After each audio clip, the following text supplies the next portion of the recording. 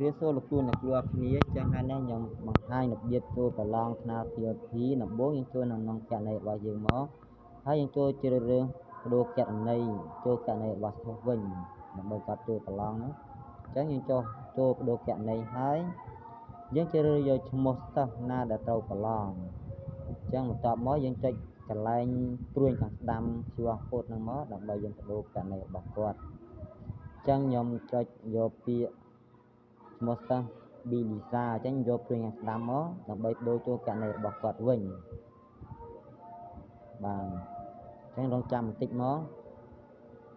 ហើយយើងចូលនៅក្នុងគណនីរបស់គាត់គឺឈ្មោះ B Lisa វិញហើយឡើងមានឈ្មោះខ្ញុំហើយអញ្ចឹងយើងចូលនៅក្នុងតេស្តចូលពាក្យតេស្តហើយយើងជ្រើសរកពាក្យប្រឡងប្រចាំខែបាទរកពាក្យប្រឡងប្រចាំខែមកបាទហើយនៅក្នុងការប្រឡងចាំខែយើងមើលកម្រិតថ្នាក់របស់យើងថ្នាក់ទីប្រមាណយើងខ្ញុំថ្នាក់ទី5អញ្ចឹងរើសយកសិស្សថ្នាក់ទី5ហើយវានឹងលួតទាំងប្រឡងប្រចាំខែមិថុនាយើងហើយយើងជ្រើសរើសមកជាមកយើងចុចពាក្យចាប់ផ្ដើមចុចពាក្យចាប់ផ្ដើមមកបាទ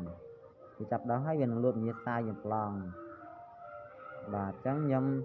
ចាក់ចេញទៅវិញដោយសារតែនេះជាការបង្ហាញរបស់ខ្ញុំបាទសូមអរគុណ